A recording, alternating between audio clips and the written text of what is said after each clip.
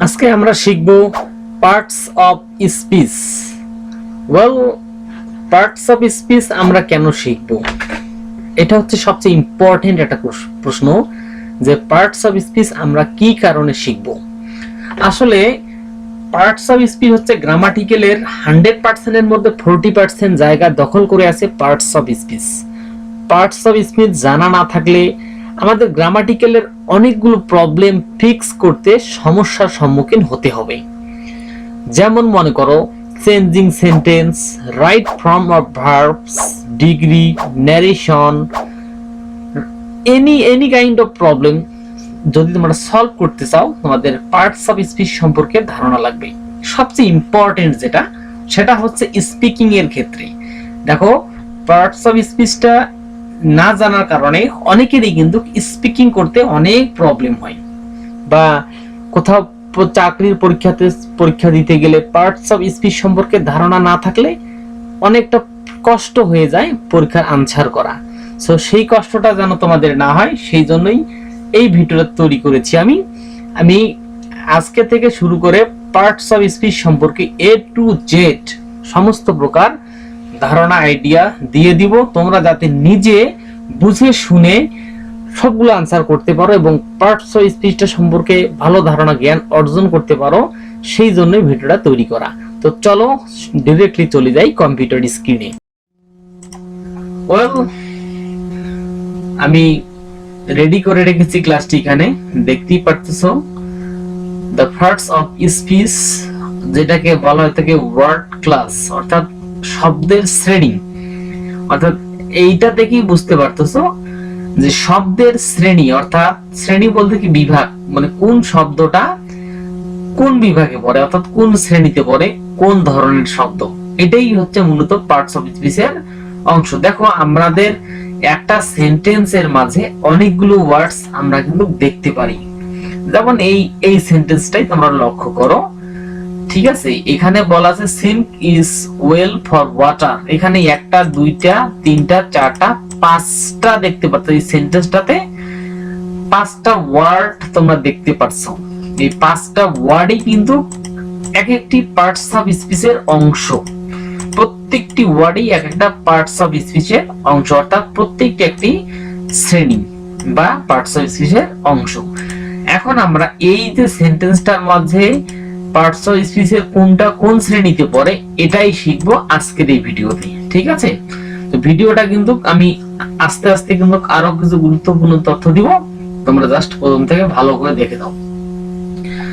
এখানে দেখো, প্রথমত আমরা জেনে নেই যে পার্টস অফ স্পিচ কাকে বলে।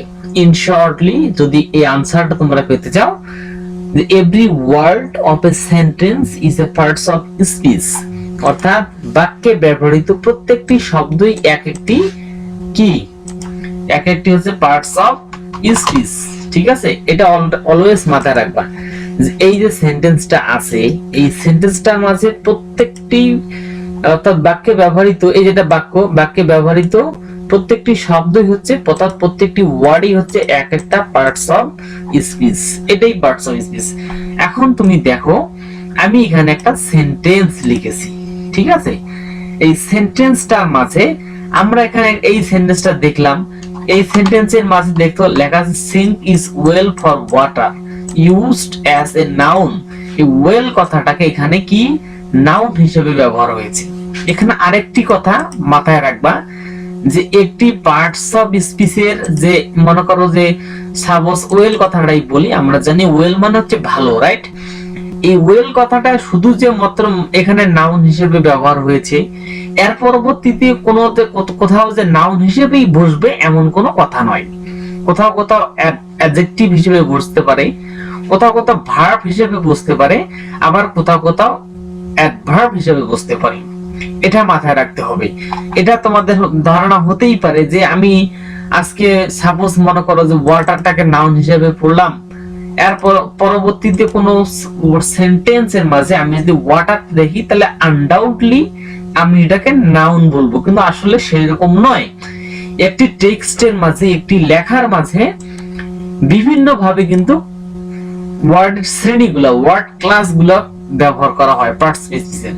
যেমন দেখো এখানে sink is well for water, ডোবার পানির জন্য ডোবা একদম ভালো, ভালো নয়, অর্থাৎ পানি ধরে রাখে ডোবা, ডোবা বলতে পুকুরকে বোঝানো হয়েছে এখানে, যে পানির জন্য কি ভালো, ডোবা ভালো। এখানে ওয়েল কথাটা ব্যবহার হয়েছে নাউন হিসাবে, কারণ এখানে নাউনকে রেফার করা হয়েছে। ওয়াটার একটি নাউন, আমরা নাউন প্রোনাউন এর পরেই শিখবো, জাস্ট তোমাকে বুঝাই দিচ্ছি এতটুকুই।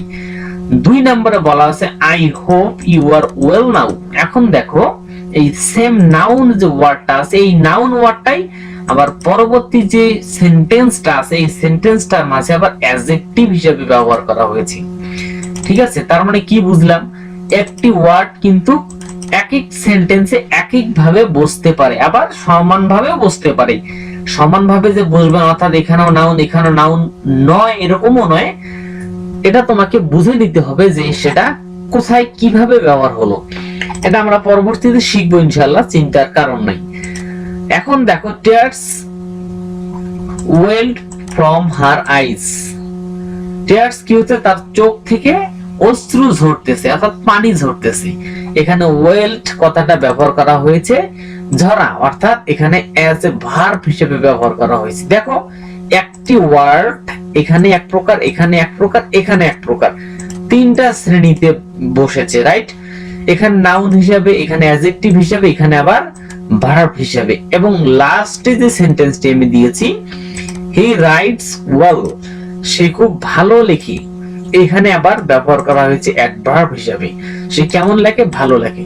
তো ওভারঅল একটি কথা আমি বলতে চাই, পার্টস অফ স্পিচটা অবশ্যই ভালোভাবে শেখা লাগবে, জানা লাগবে, বোঝা লাগবে।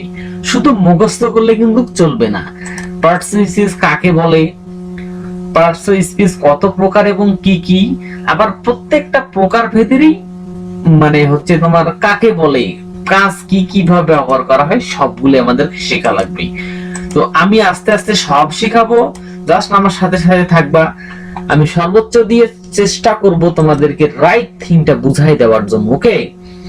যাই হোক, আমরা ইতিমধ্যে কি শিখলাম, যে বাক্যে ব্যবহৃত প্রত্যেকটি শব্দই এক একটি পার্টস অফ স্পিচ, ওকে? বাক্যে ব্যবহৃত প্রত্যেকটি শব্দই এক একটি পার্টস অফ স্পিচ। এখন একটি পার্টস অফ স্পিচ একটি সেন্টেন্সেই বিভিন্ন সেন্টেন্সে বিভিন্ন প্রকার রূপ ধারণ করে। এটা একটা নতুন তথ্য, মনে রাখবা। কখনো এরকম মনে করবা না যে ওয়েল কথাটা এখানে নাউন হিসেবে ব্যবহার করা হয়েছে, তার মানে পরবর্তী অন্য কোন সেন্টেন্সে ওয়েল কথাটা আবার নাউন হিসেবেই ব্যবহার হবে। এটা কিন্তু একদম ভুল কথা, ঠিক আছে? কোথাও অ্যাডজেক্টিভ হিসেবে ব্যবহার হইতে পারে, কোথাও আবার ভার্ব হিসেবে ব্যবহার হতে পারে, কোথাও আবার অ্যাডভার্ব হিসেবে ব্যবহার হতে পারে। এই জিনিসগুলো মনে রাখতে হবে, ওকে? তো আমরা এতটুকু বুঝলাম এখান থেকে। এর পরবর্তীতে যেটা, সেটা আমরা শিখবো যে পার্টস অফ স্পিচ কত প্রকার এবং কি কি। Yes, it's another important questions to all of us. আমাদের জন্য এটাও গুরুত্বপূর্ণ একটা প্রশ্ন যে পার্টস অফ স্পিচ মাত্র 8 প্রকার। সে 8 প্রকার কি কি, চলো এক নজরে একটু দেখে নেই। এখানে প্রথমে nouns, pronounce, adjectives, verbs, adverbs, prepositions, conjunctions, at last interjection. Just remember it forever. সবসময় মনে রাখবা পার্টস অফ স্পিচ হচ্ছে 8 প্রকার। Noun, nouns, pronounce, adjectives, verbs, adverbs, prepositions, conjunctions and last হচ্ছে interjections। এখন কথা হচ্ছে তোমার মাঝে একটা প্রশ্ন থাকতেই পারে, আমরা তো শুধু নাউন পড়ছিলাম, এখানে এস কোথা থেকে আসলো? আসলে আমি এখানে এস সিঙ্গুলার থেকে প্লুরাল ফর্মে আমি করেছি এই কারণেই যে নাউন কিন্তু শুধু এক প্রকার না, নাউনের আবার অনেক প্রকার ভেদ আছে। তারপর প্রোনাউন আবার এক প্রকার না, প্রোনাউনের প্রকারভেদ আছে, অর্থাৎ অনেক প্রকার প্রোনাউন হয়, অর্থাৎ এগুলো প্রত্যেকটাই একটা প্লুরাল ফর্ম আছে, ঠিক আছে? তো এই যে জিনিসগুলো এখন তোমাদেরকে এজন্য আমি এস যুক্ত করে দিয়েছি। তাহলে আমি এখন কি শিখলাম এখানে, আমরা যে প্রোনাউন পার্টস অফ স্পিচ হচ্ছে মাত্র 8 প্রকার। Nouns, pronounce, adjectives, verbs, adverbs, prepositions, conjunction, and the last one is that interjection. ওকে, সবাই মনোযোগ সহকারে এই ক্লাসটা ভালো করে দেখবা। আমি জাস্ট এই ভিডিওতে এতটুকুই আলোচনা করেছি, বিশেষ ডিটেইল কোন আলোচনা করি নাই। আমি এখন কিছু বলতে চাই যে আসলে নাউন অর্থাৎ পার্টস অফ স্পিচটা আমরা কেন শিখব। আমি কিন্তু প্রিভিয়াসলি একটা কথা বলেছিলাম যে পার্টস অফ স্পিচ এমন একটি গ্রামাটিক্যাল একটি টপিক যেটা জানা না থাকলে আমরা গ্রামাটিক্যালের কোনো প্রবলেম ফিক্স করতে পারবো না, ইংরেজিতে স্পিকিং করতে পারবো না। আমরা আমাদের নাউন না চিনি, আমাদের গ্রামাটিক্যালের বড় বড় ফাংশন গুলো বুঝতে সমস্যা হবে। আমরা যদি ভার্ব, অ্যাডভার্ব, প্রিপজিশন অর্থাৎ every topic of parts of speech আমরা যদি ইগনোর করে যাই, তাহলে আমরা গ্রামারের কিছুই বুঝবো না। ওভারঅল একটা কথাই বলতে চাই যে পার্টস অফ স্পিচ হচ্ছে গ্রামাটিক্যালের।